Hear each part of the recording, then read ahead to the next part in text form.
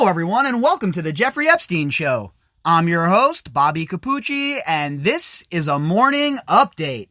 What's going on, everybody? So this will be the first of several segments today that will be dealing with the situation surrounding the documents that have been unsealed and that are going to drop today. Now, the deposition portion of these documents is under appeal. Elaine Maxwell's team put in an 11th hour appeal last night, and those two documents, the two documents, the depositions, are now kicked up to the Second Circuit Court of Appeals for them to take a look at the situation and render a decision. Now remember, this is the same court who received the Jeffrey Epstein documents, the 2,000 documents that were dropped after Epstein was arrested. And this is the court that okayed the release of that tranche of documents. So I don't think that the court here is going to deny the judge's order. I think that the court will go ahead with Judge Preska's original order when they see the case on Monday or today or tomorrow or whenever the Second Circuit Court gets around to it. And I think that they are going to agree with Preska and that we will see those depositions dropped next week. Now, that does not mean that the other documents are going to stay sealed. Those documents are still scheduled to be dropped today. Now, what is going to be in those documents? I don't know. We're going to have to read through them. In fact, I postponed a backpacking trip for this weekend to be able to go through all of these documents and read some of the more juicier parts on the podcast.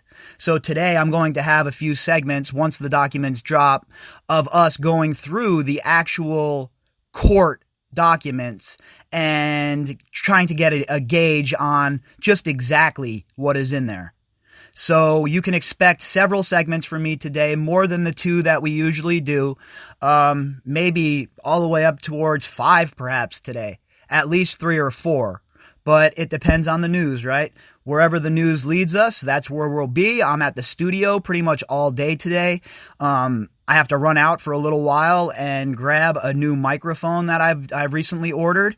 I have to go and grab that bad boy, and hopefully by the last couple of segments today, I'll be using that new microphone, and we'll be rocking and rolling and closer to actually having the whole entire puzzle of the Jeffrey Epstein criminal organization built. All right, so let's get things started with our first article of the day. And now this article is from CNBC, and it is an article that's talking about the ruling by Judge Preska and how Elaine Maxwell team appealed the release of the depositions. So I figure this is a good place for us to start today, a good jumping off point, and we'll let the story bloom from here, folks. CNBC.com. Headline: Elaine Maxwell civil case records release on hold as accused Jeffrey Epstein conspirator files appeal. Makes it sound pretty devious, right? If you would just read the headline, you would think that all of the documents are still sealed. That is not the case. Only the 2 depositions are up for appeal, folks, okay? The author of this article is Dan Mangan.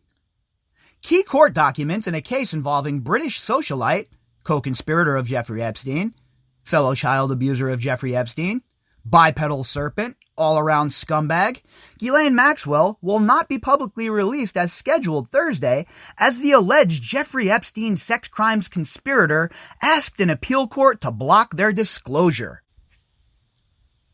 To be honest with you folks, I'm not even mad about that. Right? That's how the system works. Even the most disgusting amongst us should have all of their rights respected when it comes to a criminal trial like this.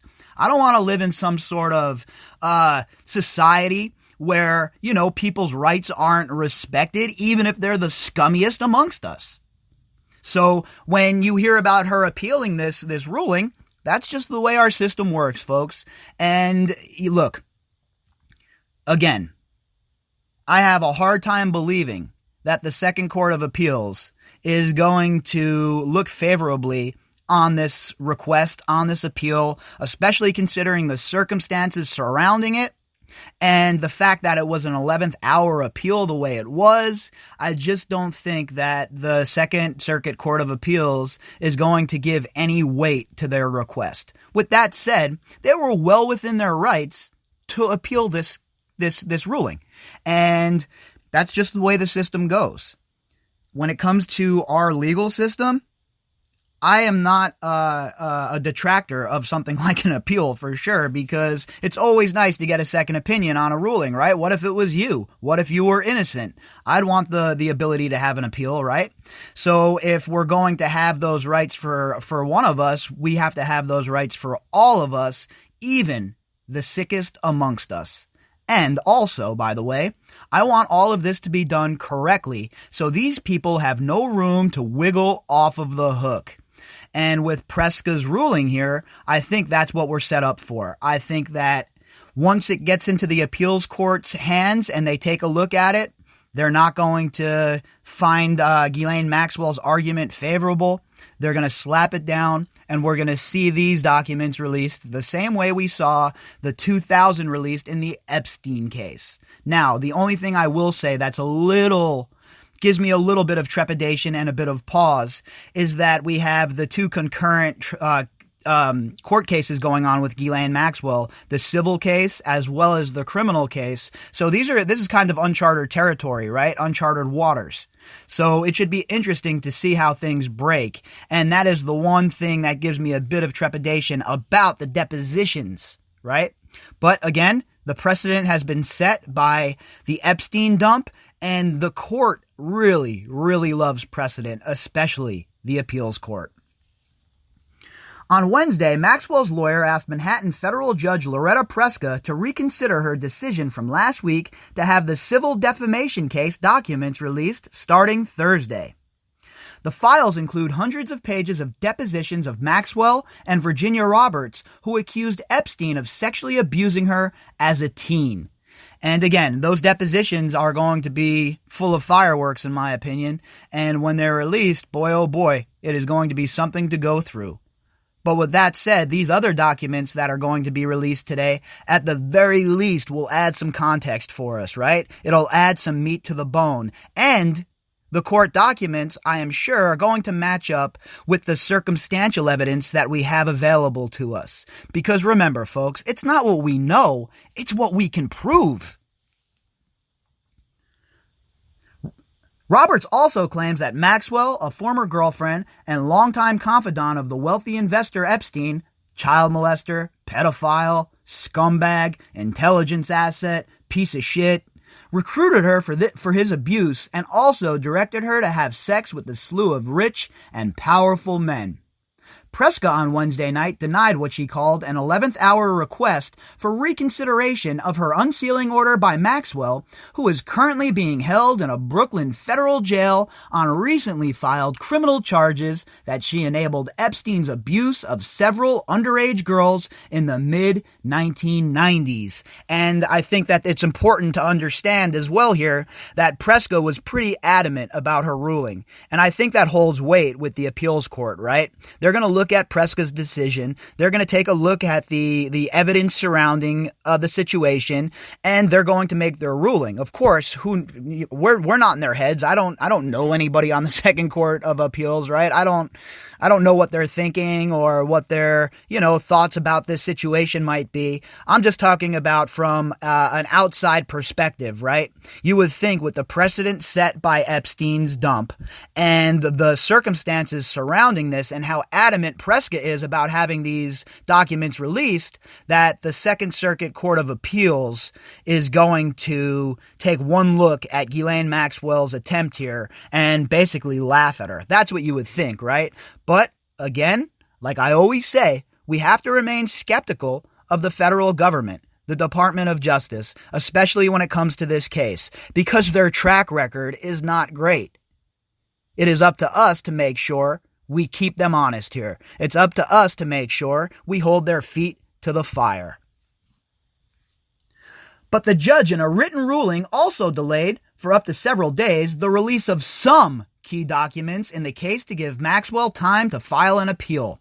So she filed the appeal already, and that happened last night. And now it looks like the Preska has given the appeals court 2 days to take a look at this and see what's going to what's happening. So we'll see. We will see. The release of the deposition transcripts of Maxwell and Roberts and any documents that quotes from or discloses information in those transcripts is delayed until at least Monday, Preska said. But any sealed document that does not cite or mention information from those transcripts will be released Thursday, the judge ordered. And that's what where the confusion is, and I understand it. It's the legacy media's job to explain this better. They shouldn't bury this down on one of the paragraphs towards the end of the story. What they're trying to do is get some clickbait here, right? To draw some traffic, and I get it. That's part of the hustle. That's part of the game. But let's be real, okay? Everybody knows that an appeal was possible here, and I thought it was very weird that she didn't appeal earlier, right? Remember? My quote was, I guess that her team looked at what happened with Epstein and decided they didn't want to appeal, which I found weird, but that was not the case. They were biding their time, and they came in at the 11th hour and dropped that appeal. So we just have to roll with it, right? That's the way the system works. We know that the justice system moves slowly, but again, I think that these guys at this point are just throwing a bunch of shit at the wall hoping something sticks.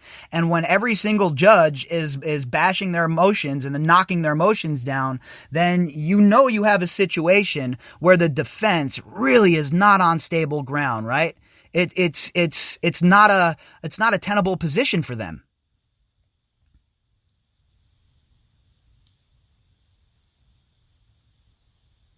Maxwell's lawyer promptly filed an appeal of Preska's decision to unseal the files with the U.S. Court of Appeals for the Second Circuit in Manhattan. The appeal could delay any release of the files indefinitely. And I doubt that that's going to be the case. This is too high profile of a situation right now. And I believe that the court is cognizant of what's going on. They understand that people are demanding justice here, and they're going to take a look at this case very, very quickly. Roberts and Maxwell previously settled the lawsuit at the center of the case in which Roberts alleged she had been defamed by Maxwell. But the Miami Herald newspaper, whose investigation of Epstein led to his arrest on federal child sex trafficking charges in July 2019, had sued to win release of the documents. You know, they never add Mike Cernovich to that, but Mike Cernovich was involved in this as well. Not that I'm a huge fan of the guy. I'm pretty, I don't care one way or the other about people like him, but you should give him his due credit here. He was part of this whole entire thing. Last year, more than 2,000 other pages of documents in the case were unsealed and released to the public at the direction of the Second Circuit Appeals Court over Maxwell's objection. So remember, folks, all the doom and gloom that they want to talk about, oh, it could be indefinite. Look, the facts certainly point to these depositions being dumped pretty quickly. Because the Second Court of Appeals, as I mentioned earlier, has set that precedent already in this case. And the precedent is such a big deal in court cases, in trials. And you notice, even at the bail hearing, Elaine Maxwell's lawyers were citing precedent, other cases, to try and get her bail. And that's exactly what these judges are going to do when they're impaneled en banc and they sit down and take a look at this case. Preska's ruling last week set the stage for the release of almost all of the remaining files. And again, I don't understand any sort of shade thrown towards Preska here. She's done everything in her power to have these documents released. At the end of the day, like we were talking about a little bit ago, the appeal process is an intricate part of our system. It's something that is important. So I can't get mad that she filed an appeal because that would make me a hypocrite, right? I don't want a two-tier justice system. I want a system that works equally for all of us. That is what I'm always railing about. I don't believe that anyone should have any special conditions, any special considerations. So for her to get the appeal, that is the way the system works. And all we can hope for is that the Second Circuit Court of Appeals does their job, relies on precedent, and unseals the deposition portion of this forthright.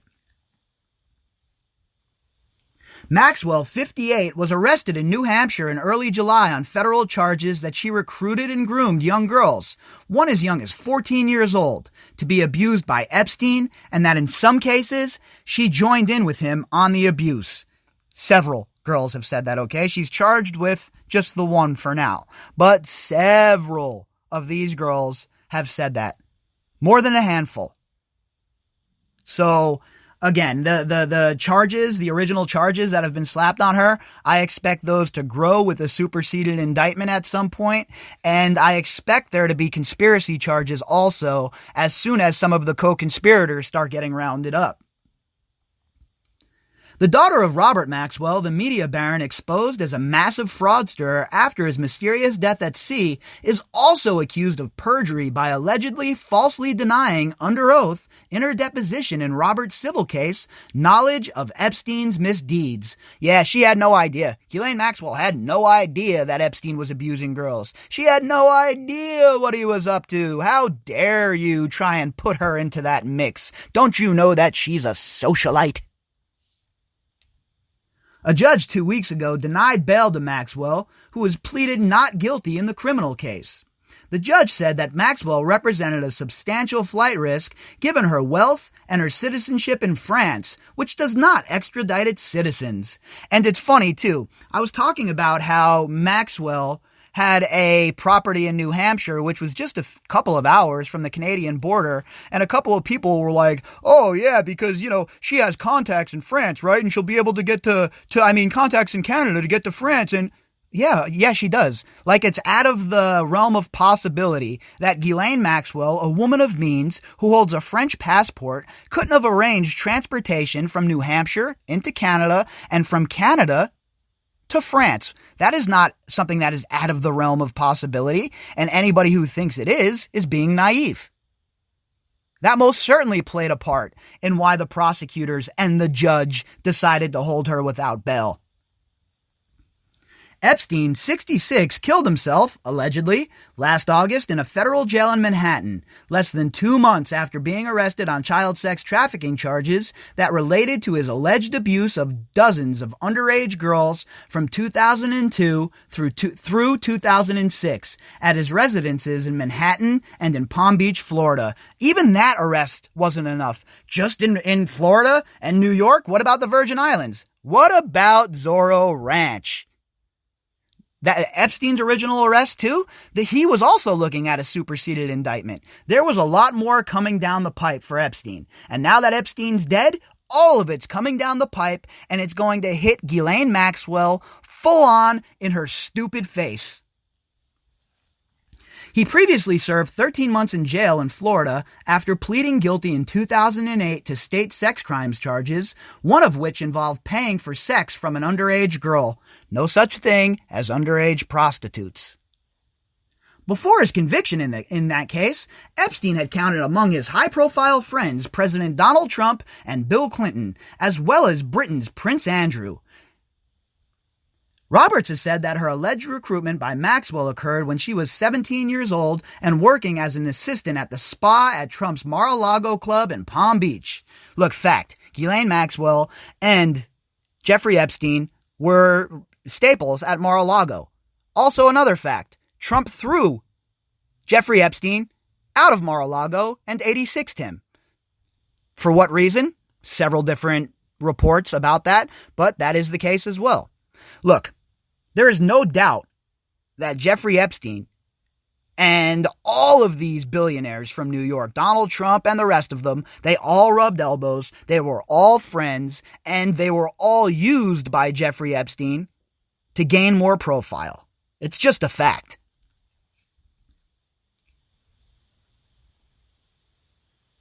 She also claims that one of the men she was directed by Maxwell to have sex with was Andrew, a.k.a. the Joe Exotic of the Windsor family, who was the second son of Queen Elizabeth II.